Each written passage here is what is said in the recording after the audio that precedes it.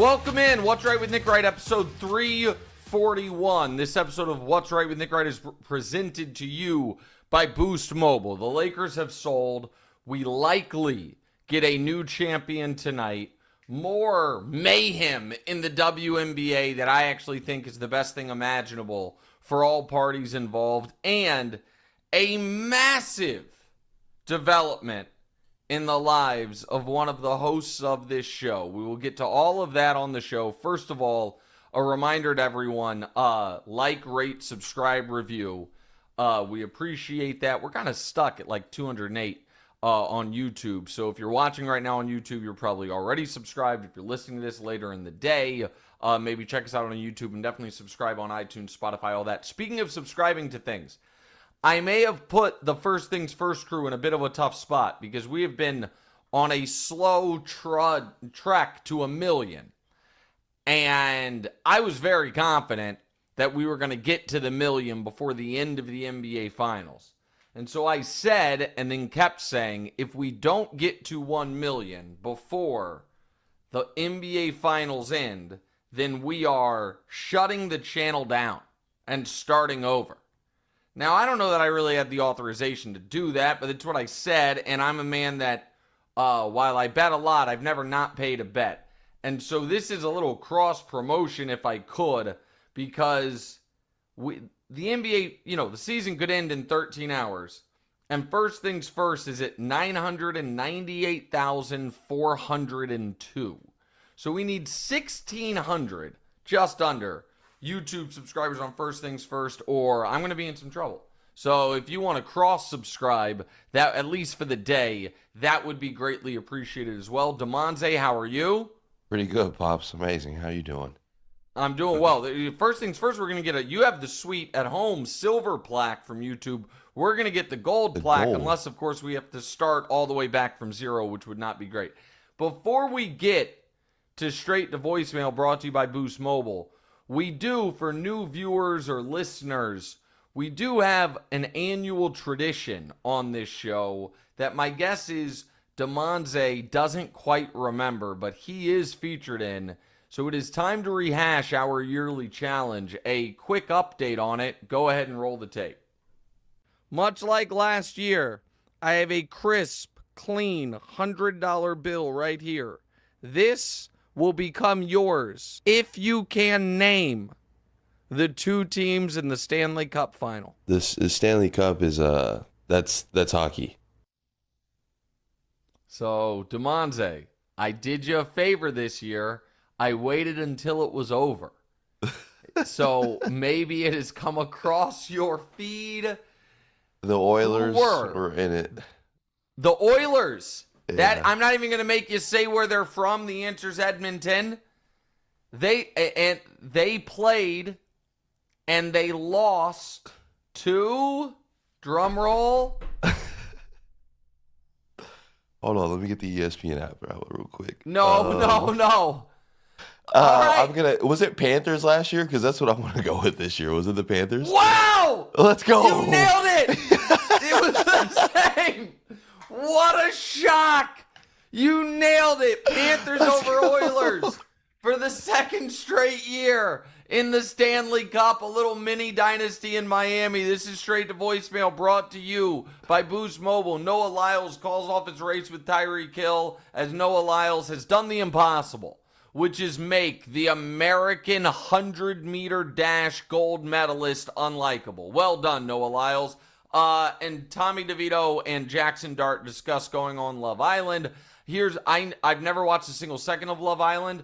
I do, though, say with some level of confidence that if Tommy DeVito came to me and was like, what is the single best way to maximize my earnings over the next 5 years? Keep grinding at the NFL as a third or fourth string quarterback, or try to get on next season of Love Island and see what that parlays into, I'd say, buddy, put the football down, throw some tanning oil on, and get your ass out there on Love Island. That would be my sincere Deloitte-style consulting advice. All right, like, rate, subscribe, review, do all that. Damonza, You're not in person. So while you are reading this question, I am going to Zell you $100 because fair is fair. You nailed it, and I don't think you cheated. I know. I didn't cheat. I didn't cheat. I know. I you swear I didn't didn't cheat. pull it up. My history is on your here. natural reaction of being thrilled that you nailed it. I'm proud of you. All right, let's go ahead and get started. So the Buss family is selling their majority stake and the Lakers for a little bit over my net worth.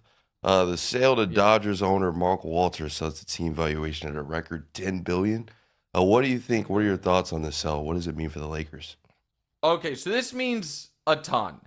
And where I think people are going to be a little confused, hold on one second, go ahead and send their next pay $100 fresh in your account. You should get the text here any moment. Thanks for the Panthers and Oilers for being consistent there teams. You go. And thanks to me for not saying, by the way, I need the cities they're from. Because I don't know that you would have nailed that, but it doesn't matter. All right, this is monumental. So let me kind of do this the long way because I think it's the right way. So Dr. Buss bought the Lakers, almost 50 years ago, and was an unbelievable steward for this franchise. It obviously already had a history because Wilt and Jerry West had been there. But Dr. Buss ushered in the Showtime era and helped really ensure the Lakers became the premier franchise in the league. And during Dr. Buss's tenure, when he was alive, they basically had no lean years. You went straight from Showtime into a brief post-HIV for Magic, valley, but you still had Eddie Jones, Nick Van Exel. You still had, you weren't a laughingstock. Got Shaq, right into Shaq and Kobe. A brief valley for 3 years with Kobe, but you still had Kobe. And then right into Kobe Powell.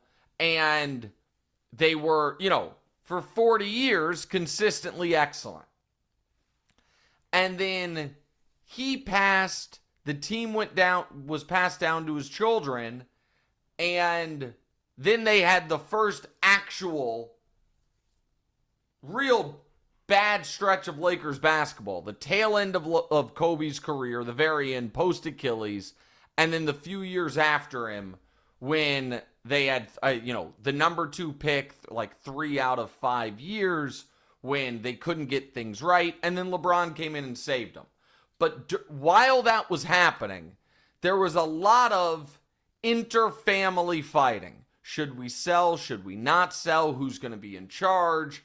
Jeannie ends up taking over. There's 6 Buss kids. The rule was the majority have to agree to a sale.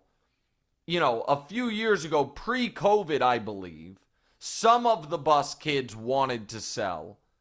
Jeannie staved them off.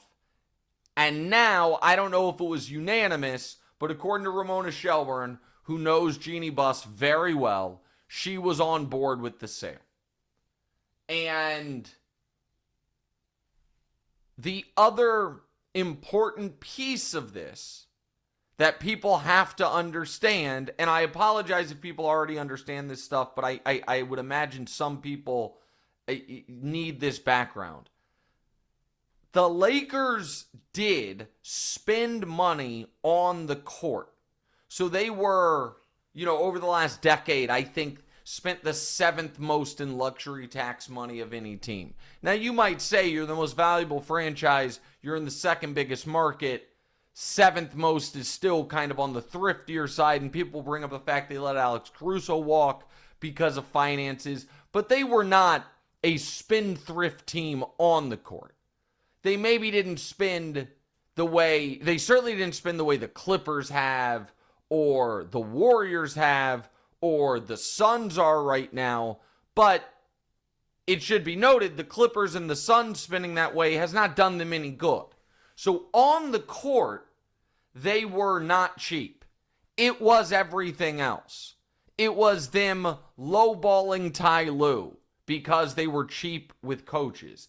It was that they did not have the scouting department and the analytics departments and the other things that go along with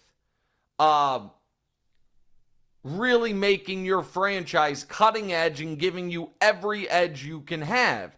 And it was because they were cash poor. And I know that sounds weird, but when it's not that incredibly dissimilar to what you at times see with the Dallas Cowboys, which is it's this brand, it's the most valuable team in the league. However, the ownership group, their business is the team. And when your business is the team as opposed to the team being one of your businesses, you don't have these incredibly deep pockets to dip into at all times. And because of that, and this was a big criticism I had had of the Lakers for years, they were run like a family business. It was Jeannie Buss and Rob Pelinka. Pelinka, who was there because Kobe was essentially family. Rob was Kobe's guy, so he gets kind of godfathered in. Kurt Rambis, who was essentially family. Linda Rambis, Kurt's wife, who was one of the most influential people in the organization. And that, Magic, before he walked out because he said Rob was basically a snake in the grass, that was the brain trust. And they were not maximizing the advantages they have naturally of being the Los Angeles Lakers. It is actually not that dissimilar to what the Los Angeles Dodgers had going on when Frank McCourt ran them. Now, they were better run than the Dodgers, and I'm not comparing Jeannie Buss to the McCourts. However, Frank McCourt, particularly post-divorce, was cash broke to a degree. And what happened with the Dodgers? They got bought by this same group that now just bought the Lakers, and they became a rocket ship. Now, baseball's not basketball. Baseball has no salary cap. Baseball, you can just buy players. Basketball's not the same. But that's not all. The Dodgers didn't just throw money at everything. They hired the best GM in the world, and Andrew Friedman, or president of baseball operations. They greatly improved every aspect of their organization. And so, as crazy as this sounds, the only person involved with the Lakers who I'm sure saw this news, and I'm sure he knew it was coming, and was a little nervous or nonplussed about it, was Rob Pelinka.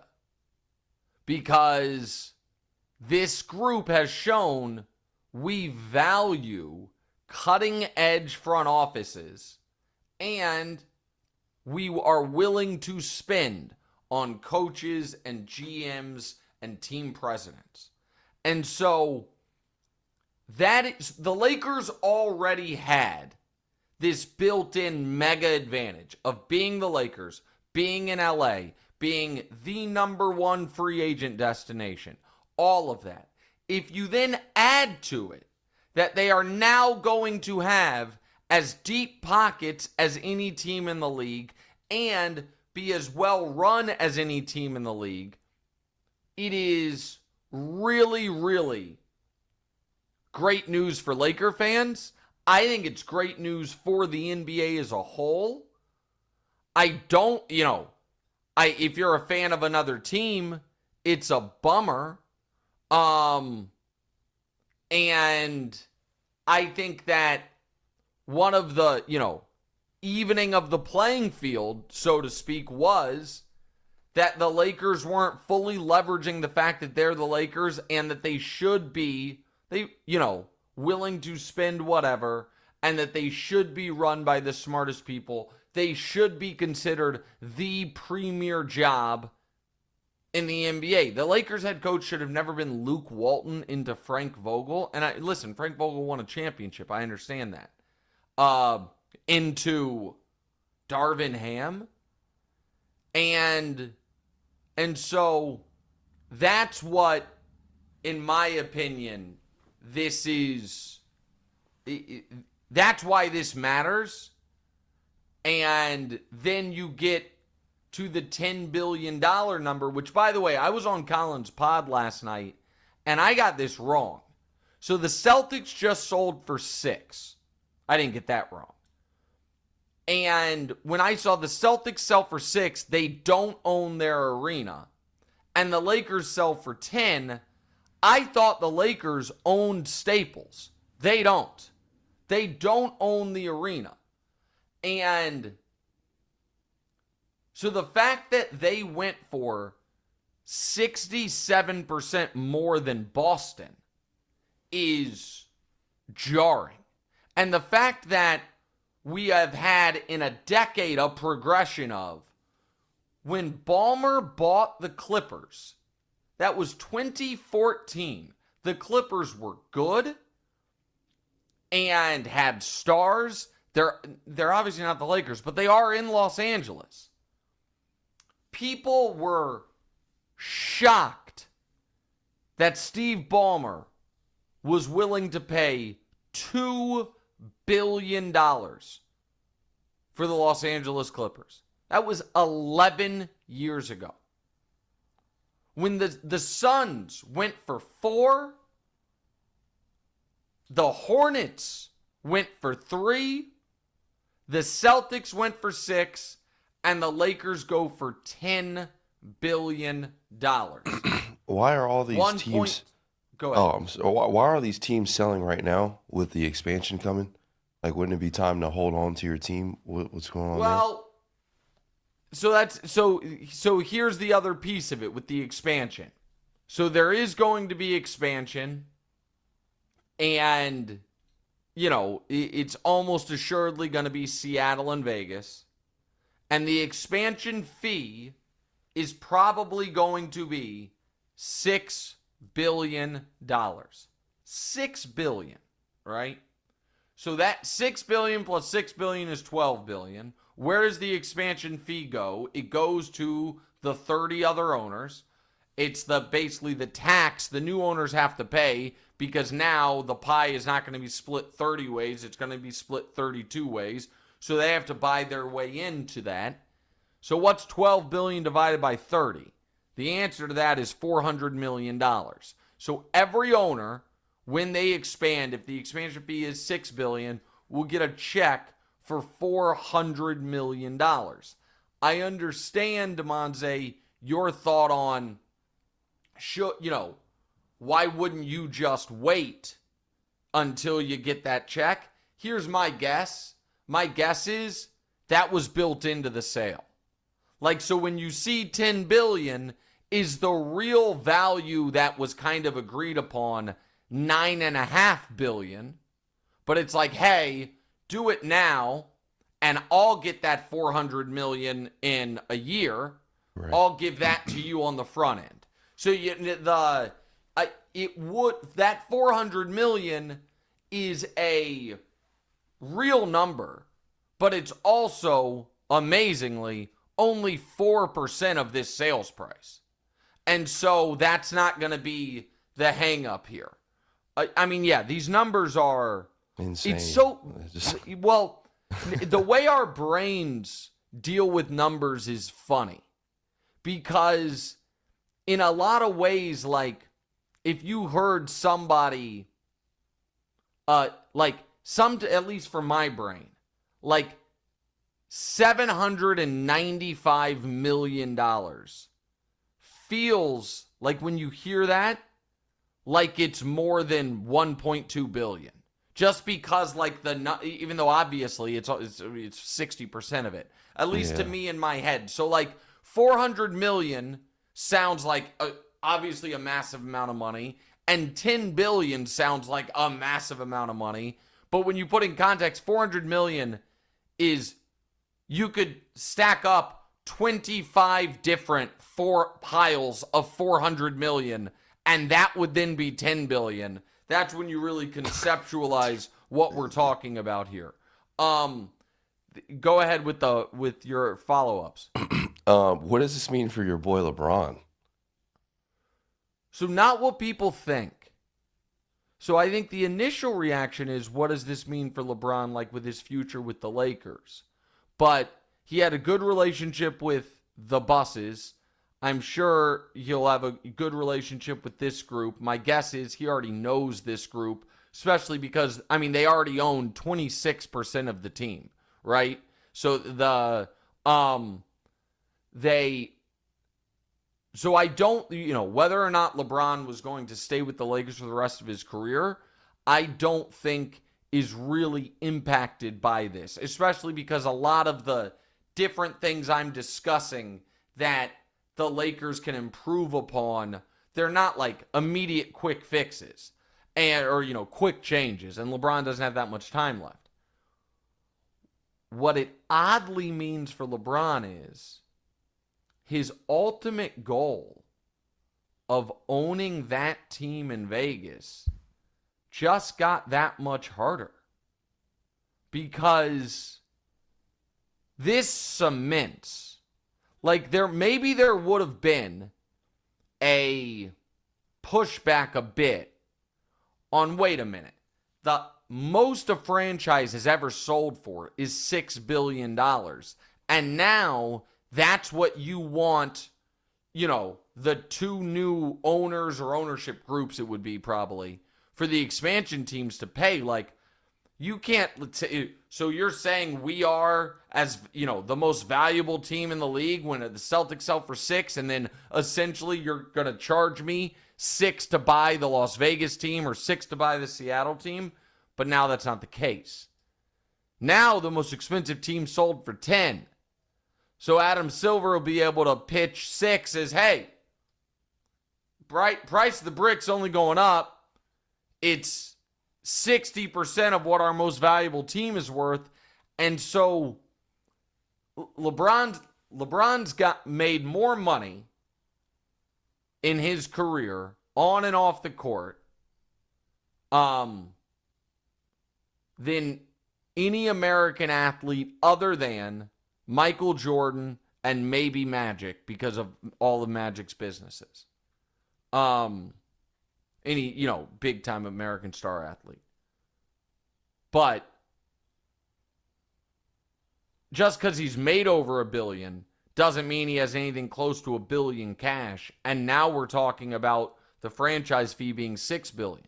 So I know LeBron has been adamant forever that he wants to one day be the owner of an NBA team.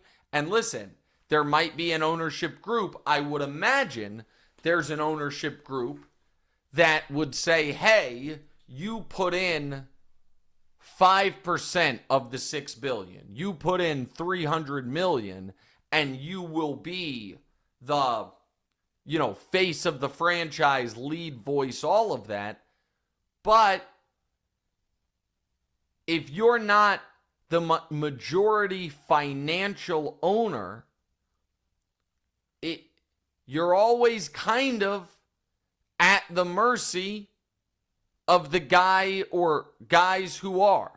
And that's also why this is now the third straight sale. Might be. Yeah, it's the third straight sale that we have heard. Oh, don't worry.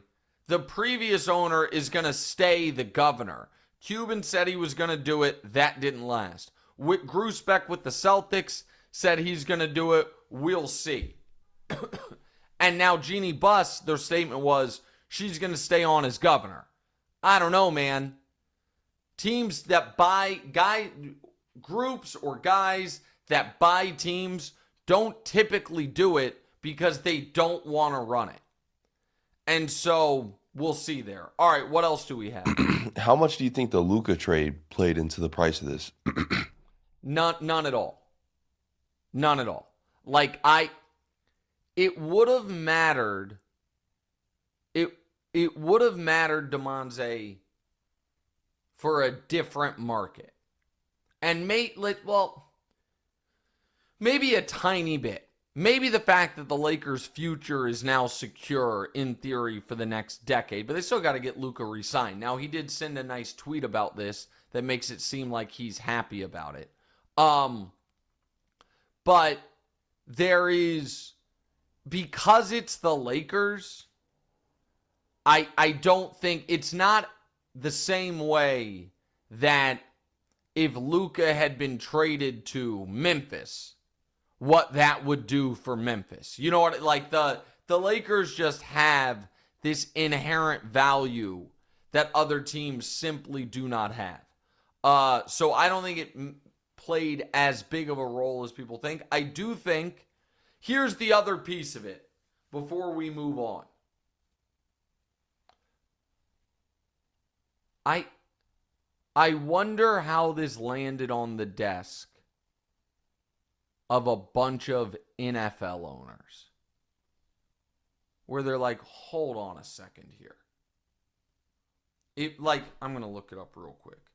What did the Commanders sell for? Was it $6 billion? Sales price. I should have looked this up before. Yeah, $6 billion. Okay. I don't think Jerry Jones wants to sell the Dallas Cowboys. But if the Los Angeles Lakers are worth $10 billion, are the Cowboys worth 15? Honestly. Like, if the most valuable team in the NFL, in the NBA, is worth 10, when the Broncos just sold for 4.65 to the Walton Penner Group, right? Well, that's a bargain, I think. If the Phoenix Suns are worth 4, the Denver Broncos in that league are only worth 4.65. So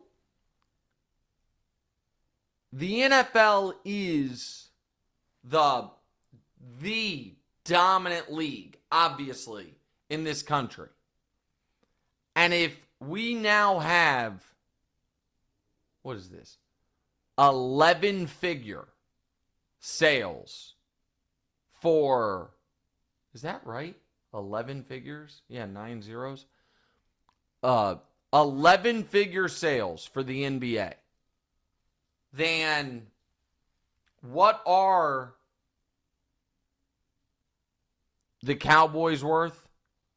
What are the Steelers worth? What are the Niners worth? Like, to me, those are real questions. What are my Kansas City Chiefs worth? Given the NFL versus the NBA, like, how much bigger of a brand are the Lakers than the Chiefs? They're a bigger brand, but the NFL is such a bigger business. Like, if the Lakers are worth $10 billion, are the Chiefs worth $7.5?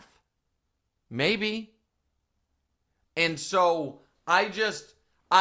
there was a time when, and I talked with Colin about this last night, that it felt like these sports teams would only go up in value and were undervalued. I wonder if we are reaching equilibrium where these teams are properly valued. And then my favorite, anecdote about how quickly this has moved. And I understand one is baseball, one is basketball, and one is Los Angeles, one is Kansas City. But I can't get over this. In the year 2000, so not the 70s, in the year 2000, the Kansas City Royals sold for $96 million. Wow. Think about that.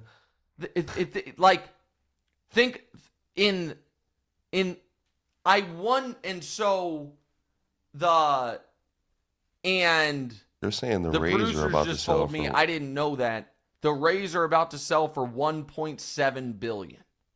The Rays. Are the Rays the least valuable team in baseball? What did the A's just sell for? I don't know. The A's are probably the least valuable. But maybe not now that they're in Vegas. But I think the valuations are catching up with reality at this point. But $10 billion is a gobsmacking number.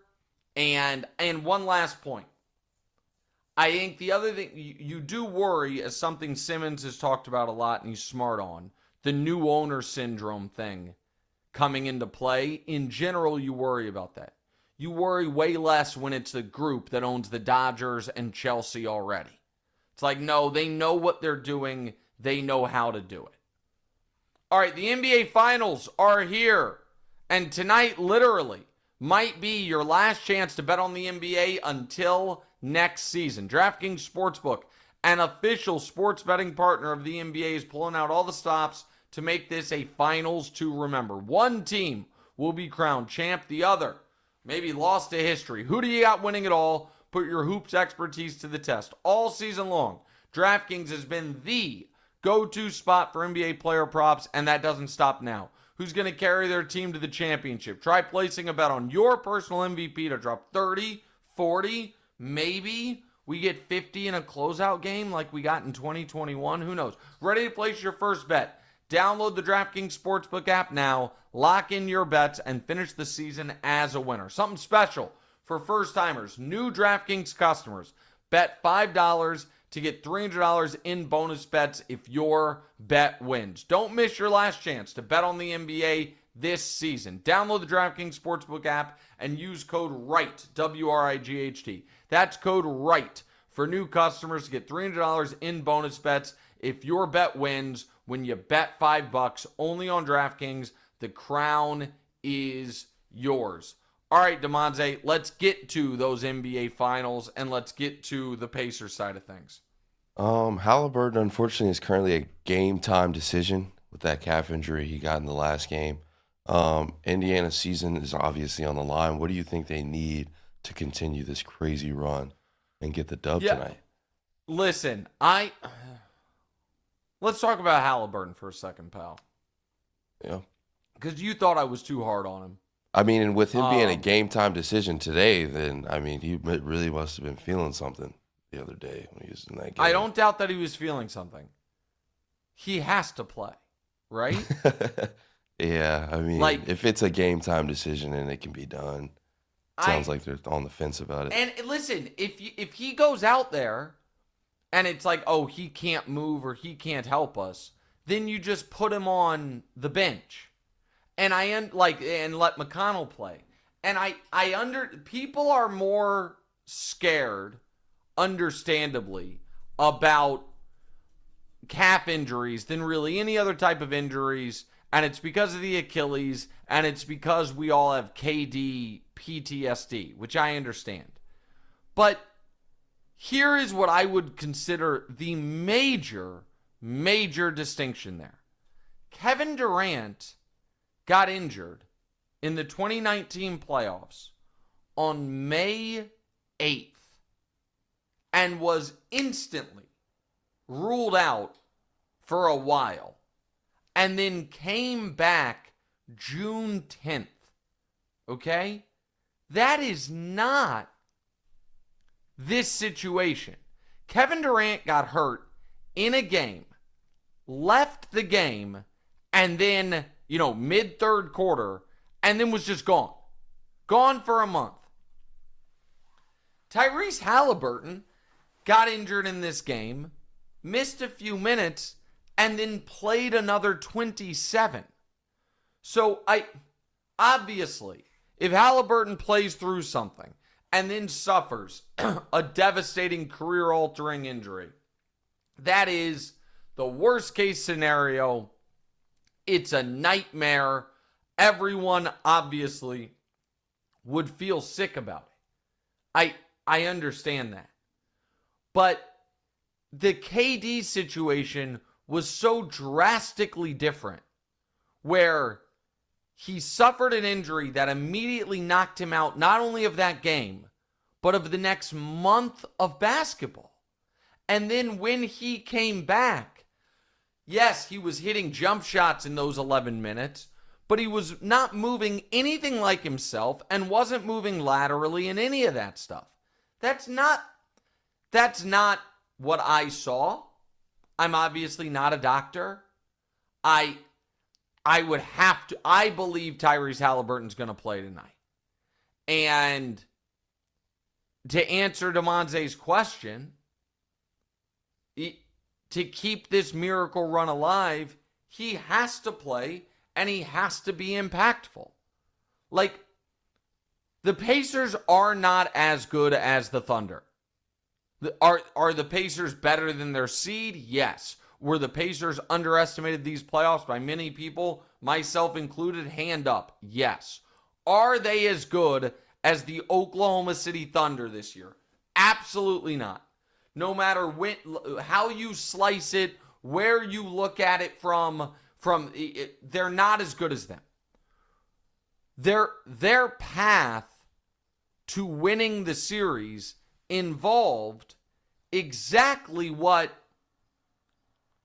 they had done for the first 3.5 games of this series. Steal a game they had no business winning. Check in game 1. Win their home games. Check in game 3. And check through the first 3 quarters of game 4. What, in my opinion, they could not survive was just like they won one they weren't supposed to win in game 1. They then lost one they weren't supposed to lose in game 4. Like, you can look at it and be like, oh, that evened out. Yes, it did. But they're not good enough compared to the Thunder to survive the lucky games evening out. They needed to win the lucky game and not lose the unlucky game.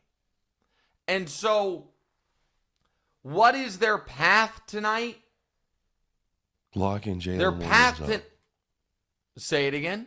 Locking Jalen Williams up. That's just surface level, but I think if you stop him. I don't actually think... I think their path is an offensive one, not a defensive one, Damonza. I think their path is that at home, Mathurin, who, by the way, it's his birthday. I didn't know that until you guys told me. Mathurin has one of those 18 points in 14 minutes types of nights. For the first time all series, Miles Turner plays an A-level Miles Turner game, because when I was laying out how can the Pacers win the series, one of the things I said was Miles Turner's got to have at least one, like, oh shit, Miles Turner crushed. And like, Miles Turner this year, I'm looking at it right now, 5 times scored 25 plus, twice scored 30 plus. Miles Turner this year, 7 times hit 5 or more threes in a game. Like, he has that in him. I'm now checking his playoff career high. Miles Turner in the playoffs twice has scored 29 points in his career. Miles Turner in the playoffs 5 times has hit 4 or more threes in his career, including twice this year. That's got to happen. Like, that absolutely, because I think Haliburton's going to play, and I think he's going to have to be effective, but I don't think it's realistic to be like, hey, remember that 30-point triple-double, was it 0 turnover game or something close to it you had against the Knicks? Excuse me. Recreate that. So, you're not going to get a monster Haliburton game. So what you need is your other guys who can get hot to get hot. Because I also don't think, here's the other thing, Damonza, I don't think they have the ability to just flat shut down Jalen Williams or Shai. I think you can hope they miss shots. You know, like a lot of Jalen Williams. I feel like he got a lot of easy buckets. Like somebody has to be glued to him. There was a lot of easy like transition, rotation type of problems. And I feel like that's totally that. fair. Yeah. That's totally fair. But I guess you can ask Neesmith because he is strong enough to try to deal with him. The problem is, like, Nembhard's not big enough. Right. And you really want Neesmith dealing with Shai. And so this is why the Thunder are a great team. They there's just a lot of different ways they can beat you. And so I think that obviously they need Haliburton to play well. You can't rely on TJ McConnell, giving you whatever he gave you, 18 off the bench again. You can rely on him giving you something, but that was an unbelievable McConnell performance. The guy I'd be looking at tonight, the two guys, X factors for the Pacers, are Mathurin and Miles Turner. Like, can Mathurin and Miles Turner combine? This is going to sound like an insane ask. But for them to win, I think Mathurin and Miles Turner have to combine for 45. Honestly. Like each of them get to 20 or one of them has, close to 30. I think that's what they're and by the way, I was just about to say, and all that, Pascal Siakam's in there as well. I mean, you got all those guys like that. Pacers are a little deep. Siakam to me is, here's the thing, and you respond to this. If we're talking about the Pacers winning, it is a given. Siakam's got to be excellent. Oh, okay, yes. You know what I mean? Like, I'm baking that in, that Siakam's going to give you at least 25. Yeah. Okay. Like, he just has to. Yeah. But it's where are you getting the other, if Siakam gives you 30, let's say he gives you 30, where are you going to get the other 85 points you need to win? You need 115. And I know this sounds like the most surface level simplistic, this isn't the Zach Lowe pod, I say that out of respect to Zach. I get that. But you need 115 points tonight. Every time you've scored 111, you've won. Let's call it 115. Let's also pencil Pascal Siakam in for 30. We got 85 more points we need. I think it is irrational to pencil Haliburton in for more than 15. All right? So let's give him the 15. Now we're at 45. Neesmith and Nembhard, they combine for 25. Now we're at 65. We need 50 more points. You need 50 more points. So, McConnell, Turner, Mathurin. Can the three of you get me 50? Pascal gets me 30. Haliburton's, fine. Neesmith and Nembhard are out there for their defensive contributions. Can Turner, McConnell, Mathurin combine for 50? That's your path. And then game 7, shit happens. Like, that's like what's the path for game 7 in Oklahoma City? I don't know, man. Somebody get hot. And that's kind of, that to me. And somebody's going to be off for OKC. What'd you say? Somebody's not going to have it. I just feel in the Pacers. You're talking about for tonight or for game 7? For tonight, for OKC. Yeah, I mean, it's somebody's not going to have it. I mean, let's talk about we'll talk about the OKC piece of this in a minute. I know you have one follow-up on the Pacers. If they lose this game, is this the end for the Pacers, or is this just the beginning?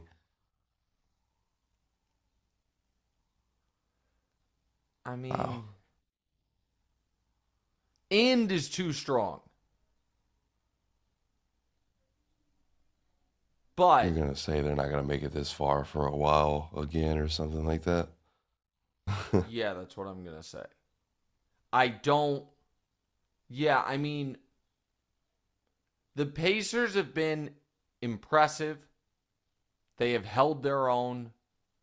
They more than held their own in this series, more than held their own in these playoffs. They've been great, and they have held their own in this series.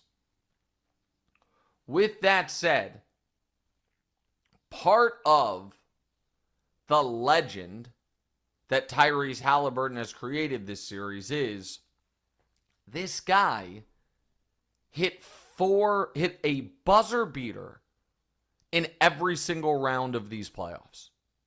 Hit a buzzer beater in every round of the playoffs. He has 4 for his career now. Shots to tie or take the lead in the final second or whatever of a playoff game. The all-time record is 8 by Bron. So that part of their run is probably not year over year sustainable. Now, I do really like their roster, and I do really like what they are building. But the question I think people fairly would ask is, I mean, I'm being nicer, and nicer is the wrong word. I'm being more optimistic because it feels rotten for the greatest Pacers season we've seen ever, and that's what this is, to be like, yeah, and you'll never be back. But Mathurin takes a leap. Haliburton gets a little bit more aggressive on Mathurin offense takes a next year. leap. Haliburton becomes a slightly more consistent scorer. I don't think they're going anywhere as far as we'll never hear from them again. But if you were to be like, hey, even money bet, even money, take either side. Do the Pacers in the next 5 years win the Eastern Conference again? I would think the smarter money would be on no. And so it doesn't. I'm not saying they're done. It's over. They're not an old team. All that. But would I take? Set the over/under over the next 5 years, the rest of this decade, on Pacers conference championships after this year at a half, I'd probably take the under. I would take the under. All right, let's go to the Thunder side of things, pal. All right, so a new champion will be crowned either today or Sunday. So let's go through a couple of scenarios. First bucket, we got if OKC wins, do you think they go down as an all-time team, or if things changed over the years as far No, as... this isn't all so they would go, what's the math on? 82-18 if they 82 and hold on. How many games have they lost these playoffs? 3, 1. They've lost 6. They were 68. Yeah. So 82-20. If they 84-20, pardon me. They're if they win the championship. They have the league MVP, and they now have, just from a box checking standpoint, it's like, oh, do they have a second legitimate star? Probably, in Jalen Williams. They also will become, and this will be, as far as an all-time team, something that's important, something people reference in the future, which is that swarming perimeter defense. And so, do I think that it's a tricky kind of turn of phrase. There is only one team that we look at as an all-time team that it wasn't part of a bigger run. And that's the 83 Sixers. where they only won the one championship and they added Moses Malone that year. But it kind of was part of a bigger run because the Sixers had made 3 NBA finals in the 5-6 years leading up to it. So it was a bigger run, and then Moses Malone drops in.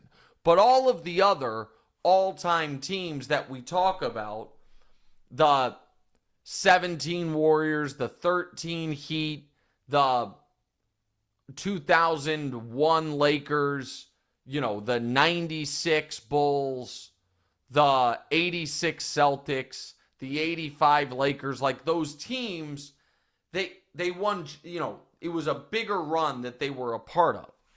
So to join those groups, you have to go on a run. What happens is teams go on a run, and then we say, of those, during that run, what was their best team?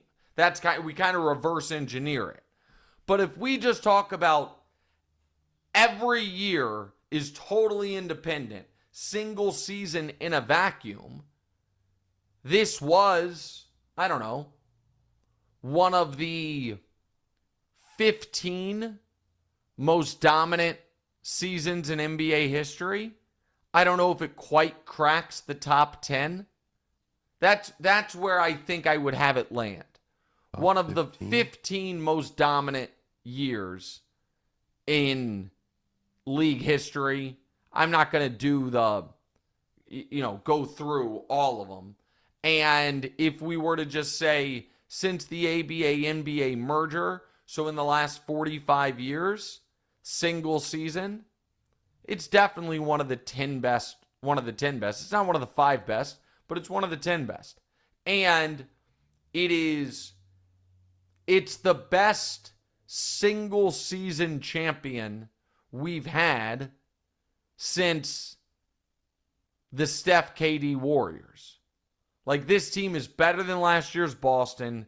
It's better than the Nuggets. It's better than the 22 Warriors. It's better than the 21 Bucks. It's better than the 20 Lakers. It's better than the 19 Raptors. So it's the best team we've had in almost a decade, and it's one of the 15 best teams ever, and it's one of the 10 best teams of the modern era, so to speak. So that's where I land. Go ahead.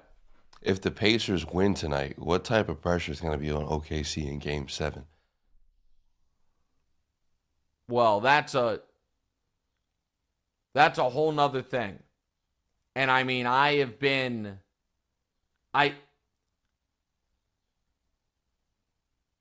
either way, we're going to do something of like an emergency show, quick show tomorrow. I'm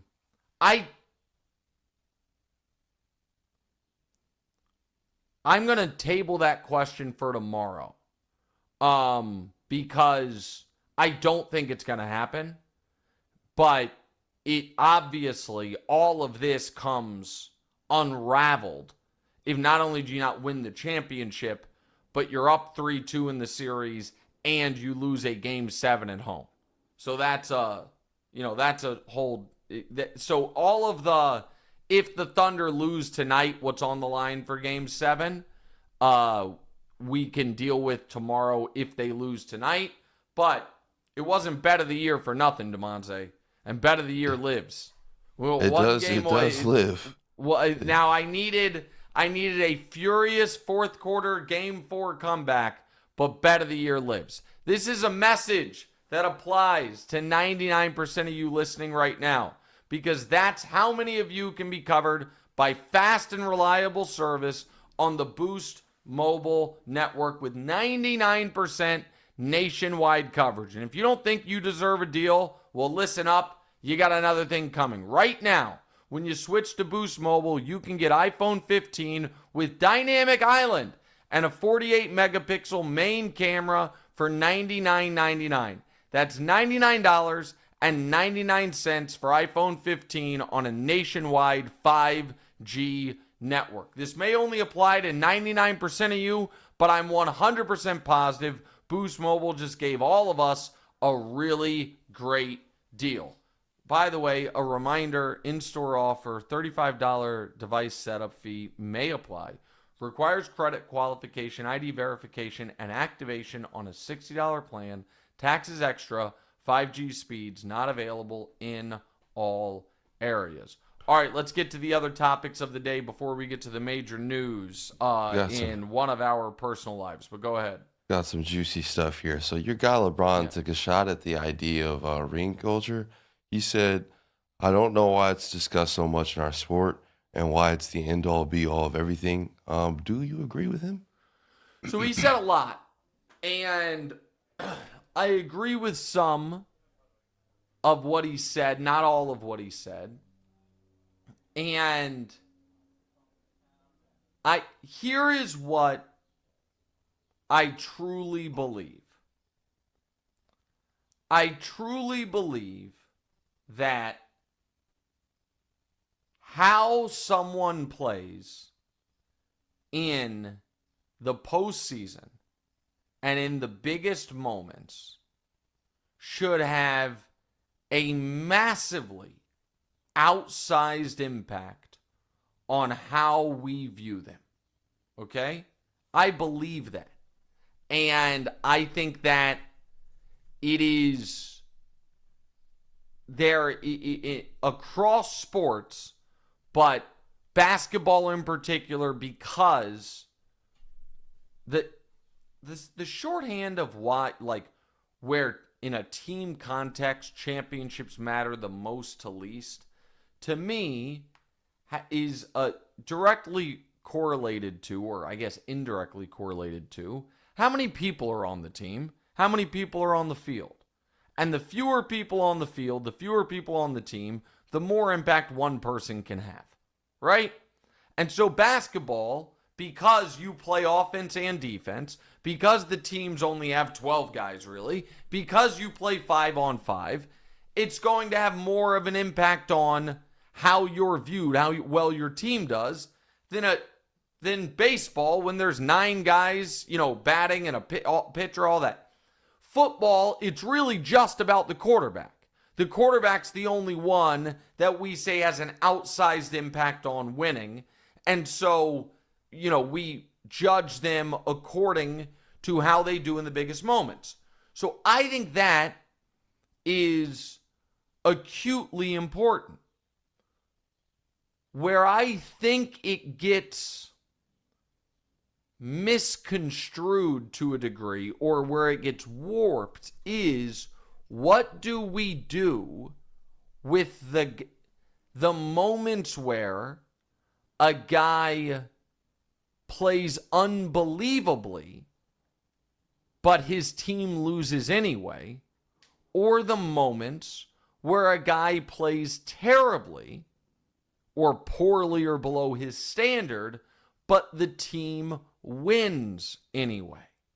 That's where ring culture really the conversation becomes a frustrating one. And by the way, while a lot of this applies to LeBron, almost none of it applies to Jordan. And that is where, again, fair is fair. You can't look at any one of Jordan's 6 championships and be like, yeah, but, he got carried there. No, he was consistently excellent in those postseasons where they won. And he was consistently excellent in all of those finals, with the only exception maybe being the final 3 games against Seattle in 96, but they were already up 3-0. So some guys, and the flip side to that coin is you can't really look at any, or at least many, and maybe any of the James Harden seasons and be like, man, he did his part that whole postseason. Like, maybe there's one in Houston that I can think of, but usually it's like, no, he didn't come through. So I think LeBron's frustration comes from number of places. And I think they're legitimate. And so I'm going to use him as an example, and then I'm going to use other guys.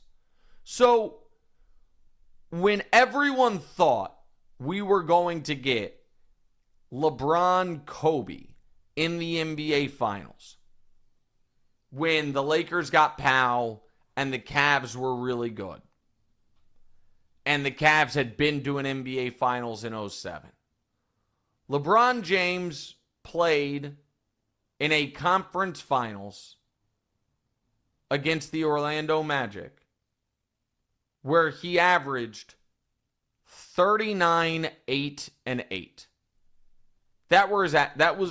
Those were his averages. Some people consider it to be the best series he ever played. He hit a buzzer beater to win, I think, game 2 of that series from 3. He played 44 minutes a night, averaged 39 points, 8 rebounds, 8 assists. They lost in 6 games. So, was that a LeBron James moment, or was that a Cleveland Cavalier moment? And then, to really crystallize what I think, and this is the simplest way I can put it, and I'm curious, like, Damonza, your reaction to this kind of thought exercise on rings and LeBron, because the LeBron ring stuff, it's really a LeBron Jordan thing and all of it, right? Like, that's really what a lot of this comes down to. Should Kevin Durant's life choices have any impact on who is a better basketball player between Michael Jordan and LeBron James? Like, from a logical perspective, should it? Like, if we are debating who is better, Michael Jordan or LeBron James, should we weigh into it the choices made by Kevin Durant? Like, does that even make sense? I understand. I understand how somebody would make that argument. Well, in at least in my opinion, that it doesn't even, like, it sounds absurd to even say, like, no, we're saying who was better at basketball, these two people. What a third party decides to do with their life should not weigh into it. Unless it directly correlates to the situation. It might be the deciding factor. It might be, oddly, Kevin Durant choosing the Warriors over the Celtics might be the reason some people think Jordan's better than LeBron. What do I mean? What I mean is, if KD doesn't go to the Warriors, and if LeBron goes back to the finals after pulling off the 3-1 upset and averages 34, 12, and 10, which is what he averaged in the 2017 finals, and then goes back in 2018 and averages 34, 9, and 10, which is what he did in the 2018 finals, and they just win, then I don't think anyone's like, oh, then I think probably the GOAT debate is over. And so that sounds kind of ham-handed the way I described it. Because it's like, Nick, you're acting like something that didn't happen did happen, or something that did happen didn't happen. I get that. The point I think LeBron is making is, if I can have a back-to-back NBA Finals where I perform at the highest level I've ever performed in my career, and I came through and I was excellent, should the fact that my team was not quite good enough in the context of we were up against one of, if not the greatest team of all time, should you then simply go back to the rings piece of it? when people talk about, and I hate that I'm doing this lately, but it's just kind of the way it has come up. When people talk about Kobe Bryant having 5 rings, should there be the qualifier of, yes, he does, and he's one of the all-time greats. It also should be noted that he won his first ring by playing in a series where he averaged 15, 4, and 4 on 37-20 shooting splits. Like, does that, so like, is that, that's where the team accomplishment versus individual accomplishment, to me, you have to actually look at it with real nuance to it. And I think the other frustrating piece for LeBron personally is it simply did not used to be this way. And by that, what I mean is the original NBA debate that old heads will still have is Wilt versus Russell. And the ring count there is 11-2. The then biggest debate ever was Bird versus Magic. And the ring count there is 5-3. There are plenty of people, Laker fans, who think Shaq was better than Kareem, even though the ring count there is 6-4. When Michael Jordan retired the first time, and he had 3, and Magic had 5, and Bird had 3, and Kareem had 6, and Russell had 11, the statue said, the greatest there ever was, the greatest there ever will be. And he was regularly called the greatest player of all time before he got 1. And so it has not always been as simplistic as it has been broken down to. Where I disagree with LeBron is, and what I do think is fair, is in the NBA, assuming you play for a long time, if you never win a championship,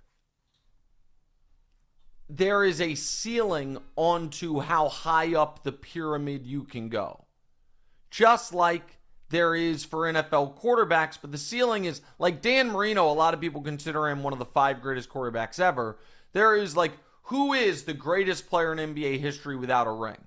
Is it Barkley? Is it Malone? Is it Elgin Baylor? Is it James Harden? Like, who is it? Whoever it is, they're outside your top 5. They're outside your top 10. They're probably outside your top 15. I think that's fair. That you couldn't have just been unlucky for 15 years if you were a legend. But I also think that they're, like, Barkley is an interesting one. Because Charles Barkley did run into Michael Jordan in 3 straight postseasons for him. He ran into him when he was with the Sixers in 90. He ran into him when he was with the Sixers in 91. And then he ran into him in the NBA Finals in 93. And there's no shame that you couldn't beat prime Michael Jordan. But then the next year, when you have a fair fight against Houston, when Jordan's gone, and not only does it go 7 and you kind of are the guy that left your man for that was a different series when he left his man for the 3. My apologies. But in that series against Houston, your teammate didn't let you down. Kevin Johnson, he was really good, and you were really good. 23, 13, and 4. but Hakeem was better. 29, 14, and 5, and 4 blocks a game. Like, so it's not to me just like if you put Hakeem above Barkley, it's not flatly that, well, Hakeem has 2 rings and Barkley has 0. It's that en route to both of Hakeem's rings, he played your team with similar quality supporting casts and was considerably better than you. And so, like, that part of it, that's the nuance that I think gets lost at times. And I think that there are a lot of factors here. And so, like, when LeBron says, don't tell me Iverson wasn't a great player or Steve Nash wasn't a great player because they didn't win a ring. Nobody is saying they weren't great players. But for those guys, what stymied them from winning rings often was a greater player not only beat them, but outplayed them in a series. And where it gets tricky is when you have great players, and this is very rare, but it happens, great players who don't play well in a series, but their team wins anyway. And then there is the thing that has happened fairly often in NBA history, which is a legendary player, the Jerry West corollary, which I'll bring him up for the 30th straight podcast, that a guy is just all-time great and consistently is on the short end of the stick in a playoff series, even though he individually is spectacular when his team is not good enough. And so, and West is probably, and I'll leave it at this, and we're going way too long, I apologize. But whenever I have a chance to talk Jerry West, I have to. Jerry West, 1962 NBA Finals, losing 7 to Boston. He averages 31 and 5. 1963 NBA Finals, loses in 6 to Boston. He averages 30 and 7. 1965 NBA Finals, losing 5 to Boston. He averages 34 and 6. 1966 NBA Finals, loses in 7 to Boston. He averages 34 and 6. 1968 NBA Finals, loses in 6 to Boston. He averages 31 and 6. 1969 NBA Finals, loses in 7 to Boston. He averages 38, 5, and 7. Like, if you're Jerry West, you're damn right those rings are team accomplishments. And the Celtics were an all-time great team. And I just kept fucking losing to them. And so, like, that is, to me, now, if you looked at it, like, and I'll look through for West if there's an instance of this. I don't really think there is. But, well, here's one. Old Jerry West. NBA Finals, 1973. Loses to the Knicks. Averages 21 and 3. It's like, oh, okay. Now he's 34, which at that time's old. But, like, they were the defending champs. Part of the problem. Right, right. He wasn't good enough. Right. The issue is, what about when I'm good enough in every way possible and we can't win? That's the nuance to it. All right, we're going to have to very quickly do the Caitlin Clark thing. I'm going to be late for work, and we still have to get to the major news. Things are getting spicy in the WNBA. They were trying to beat Caitlin Clark up, scratching her eye, got very chippy. You always say that people take the wrong stance when this stuff happens. What's the correct take on this whole situation going on in the WNBA, Caitlin Clark? Listen, Here's the very short version, and I should have done a longer version of this. This is probably bad for our podcast analytics because there is nothing that social media and algorithms like more than Caitlin Clark content, and now I don't have time for it, so maybe I can do it more, tomorrow or next week. Probably next week we can dig in more. The short version is this. This is all going according to plan. This is ideal. Caitlin Clark is holding up her end by being awesome and by being a trash-talking jerk on the court. Love it. Her teammates are holding up their end by having her back. The other players in the league are holding up their end by not liking her. Perfect. Couldn't have written a better script. It is great for interest. It is great for rivalries. Thank God this one involved all white girls, so we didn't have to deal with any of the oh my goodness, is she being targeted by the scary black girls in the NBA, all that just horrible racist bullshit. And instead, it's nope, Caitlin is talking trash to this girl's hard fouling her. Her teammate Sophie Cunningham, Missouri's own, who got a black belt in Taekwondo at the age of 6. I looked it up. That is true. University of Missouri verified it. She's like, I will F you guys up. Yeah. All of it's great. And Caitlin's a killer. A killer. And that team can win.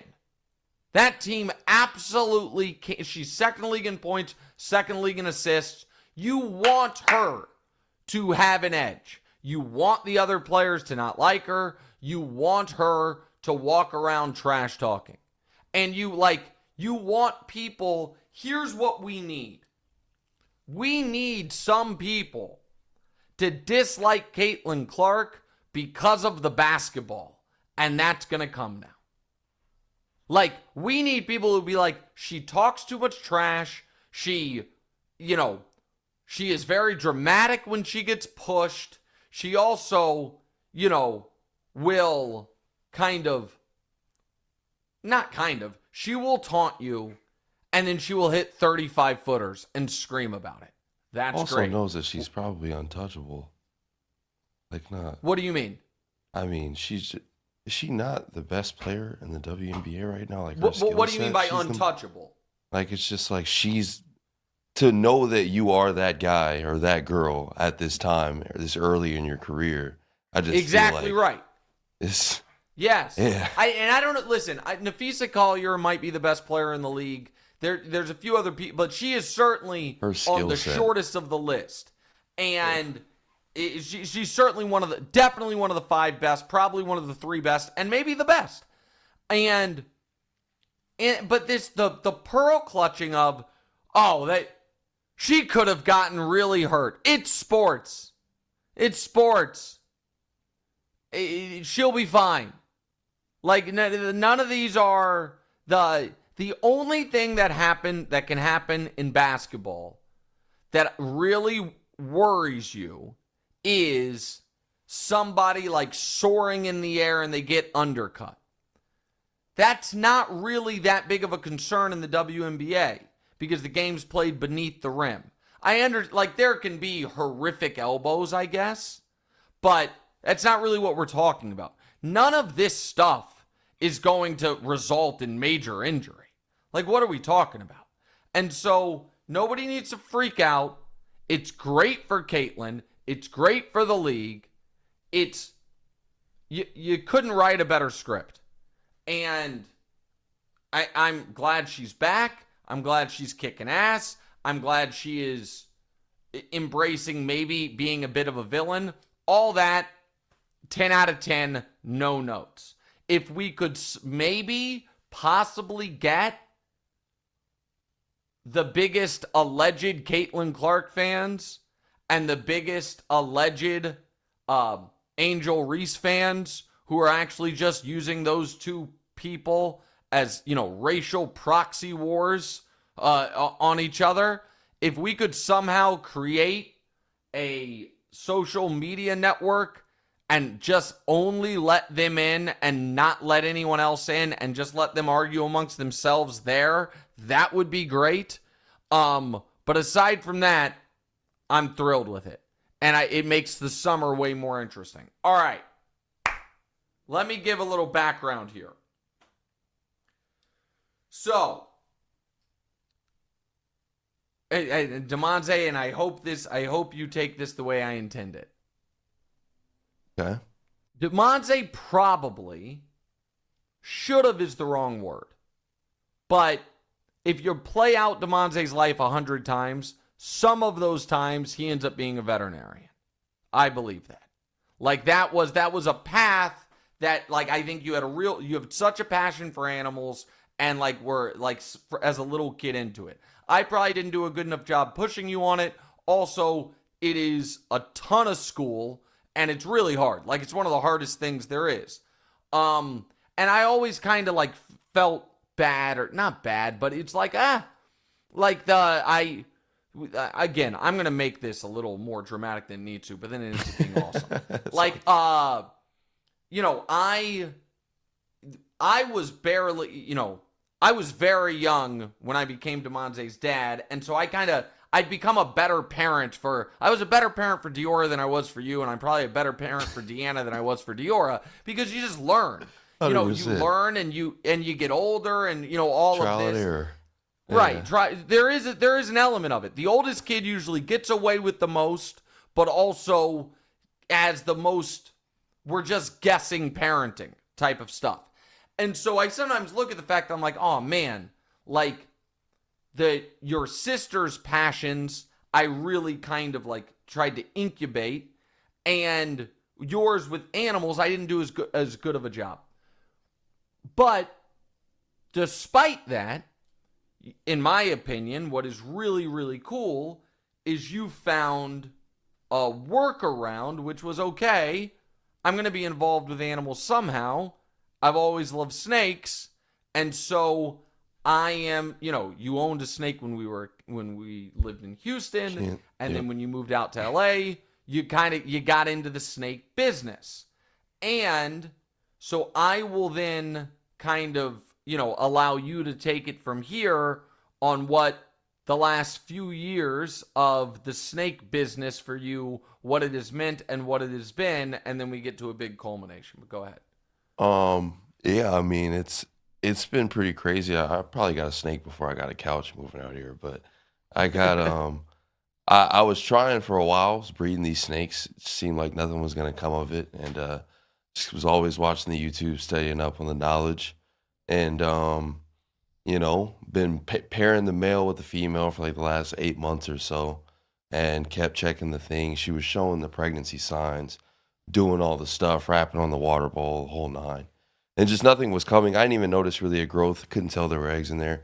Yesterday, I go up there, I open up this thing, I take off her hide, and she's wrapped around the eggs. I sent it to the What's Right group chat immediately, and called.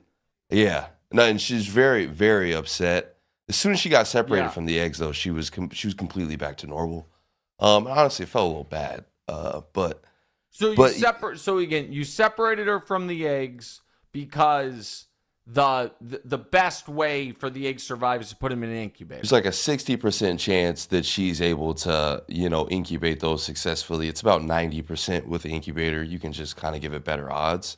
I didn't remove the eggs or the snake from the eggs. I actually took them up to the pet store that I always go to, Allen's Pet Center out there. Let's give them. They've been awesome to you, so let's just go ahead. Unpaid endorsement.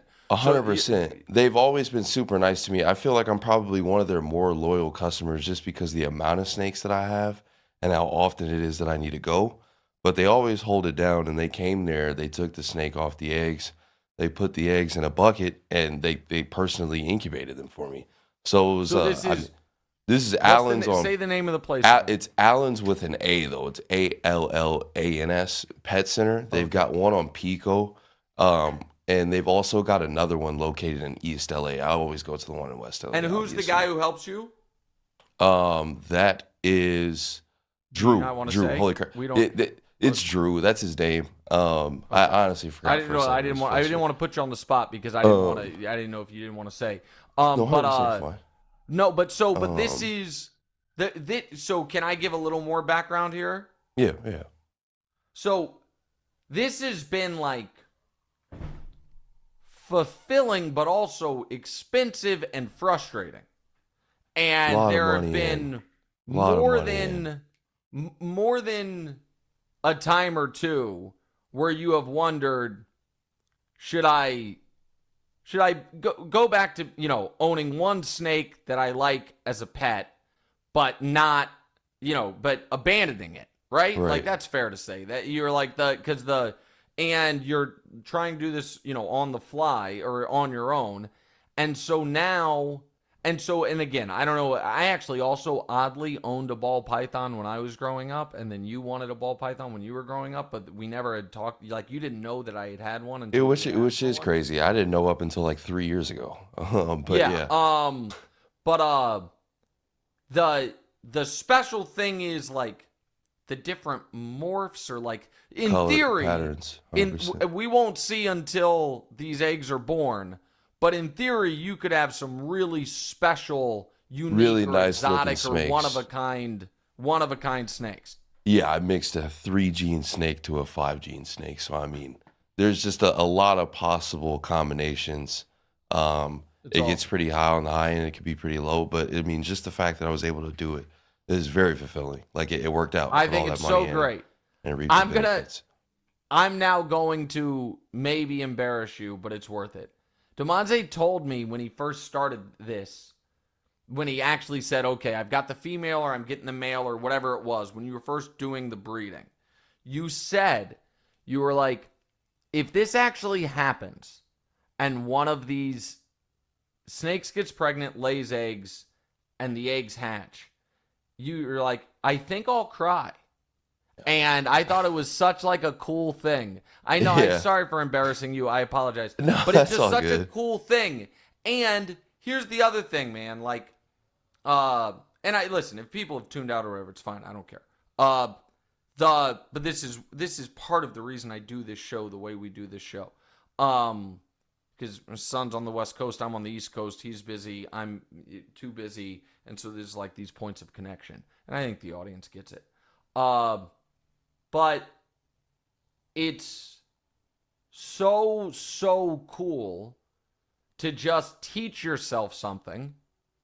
You didn't go the school route. You went, I've got to learn it on my own, and through trial and error. And listen, this might just be one phase of the trial and error. Like, we'll see. But there's 100%. Proof of concept that you can do it now. And you, in theory, and this is also kind of where you're supposed to be, in my opinion, in your mid-20s, you now kind of, and this is, a la your mother, you kind of now are working 3 jobs. You have a Fox job, for real. Your Fox job, which pays you. You have the podcast, which pays you. And you have your side thing, which up to this point has just sapped hobby. Money generated from your Fox job in this. But now in theory, you know what I mean, can be its own sustaining, profitable thing, and it's something you love. So I think it's great. So I wanted to do this for 3 reasons. One is I wanted to celebrate that Damonza had done this. The other one is, even though that Damonza didn't ask to do this, I know how much those people at Allen's Pet Center have, been nice to you and kind of given you advice or, been cool to you. So I wanted to give them a shout out. They're not giving, Damonza's bought all this stuff. This is not giving him free stuff, but they've been really nice. So I wanted to give them a shout out. And the third reason was this. If there are people out there that are actually oddly snake people and, have pointers or tips or whatever, I assume your DMs on Twitter are open or Instagram or whatever. Like, there's got to be a few people listening that are like, oh, I oddly have I'm a snake guy too. So, hit Damonza up. All right. Keep me posted on this. And keep everyone posted on it. Great job, Blue Duck. Great job, Volume. Great job, DraftKings. Great job, Boost Mobile.